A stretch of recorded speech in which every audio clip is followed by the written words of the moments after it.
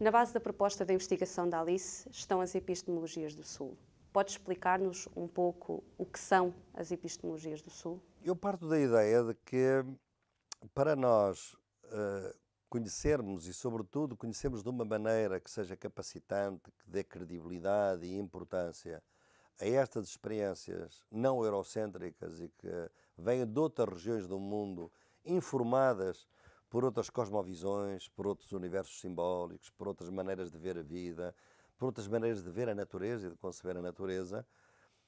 Para isso, nós precisamos realmente de outras formas de conhecimento, porque o conhecimento eurocêntrico, nas ciências sociais e, aliás, nas outras ciências, que também tem muito mais de contextualização cultural do que a gente pode imaginar, esse conhecimento foi construído para não valorizar essas outras experiências. Dou-te um exemplo, o nosso conceito de natureza como recurso natural. Obviamente que é muito difícil hoje, na nossa comunidade científica, nas ciências da vida, nas ciências sociais, que a gente conceba a natureza de outra forma, senão um recurso natural.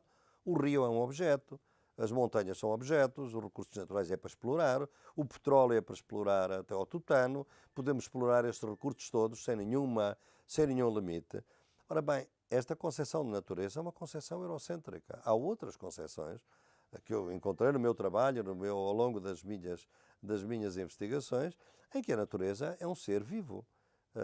Não está separado de nós somos parte da natureza e, portanto, a natureza não é um recurso natural. A natureza é a terra-mãe de onde vem tudo e, portanto, nós não podemos agredir a nossa mãe, não podemos matar a nossa mãe. Portanto, é outra concepção. Como é que eu vou, com o conhecimento científico eurocêntrico, analisar estas questões? Se eu o fizer desta forma, eu descredibilizo, digo, são loucos. Então, a natureza é mãe. A natureza é um recurso natural, é um objeto, não tem nada, não tem a dignidade. Porquê?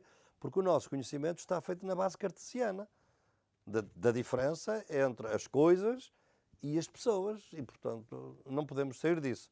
Portanto, é necessário uma revolução epistemológica. Como eu costumo dizer, não há justiça social global sem justiça cognitiva global.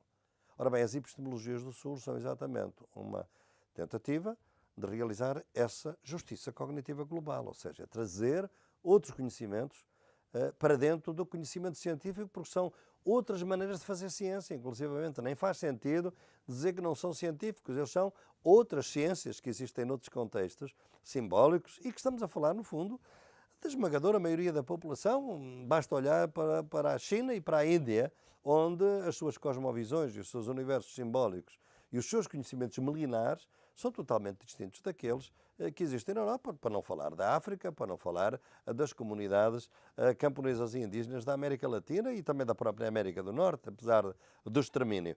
Portanto, há realmente muitos outros conhecimentos e as epistemologias do Sul vêm trazer isso. O Sul é aqui exatamente o Sul anti-imperial, não é aquele Sul que imita o Norte. É o Sul que resiste e que produz alternativas em relação ao imperialismo e ao colonialismo do Norte. Claro que é evidente que este não é fácil, obviamente, construir esta proposta que tenho vindo a formular como epistemologias do Sul, mas ela é assente em quatro ideias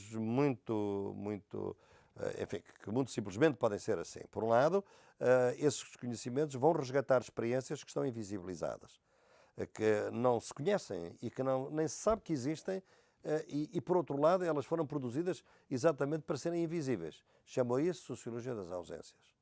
Por outro lado, este conhecimento é um conhecimento que vai dar voz e amplificar o sentido das inovações que têm lugar no Sul global, não como sendo coisas exóticas que não têm interesse ou que são de interesse local, mas são emergências de coisas novas. Sociologia das emergências. Para captar isto, eu preciso de um conhecimento que não pode ser um conhecimento monocultural, porque eu parto da ideia da pluriculturalidade, logo o conhecimento tem que ser pluricultural. Tem que haver uma diversidade de conhecimentos. É isso que eu chamo de ecologia dos saberes, que é fundamental para as epistemologias do Sul.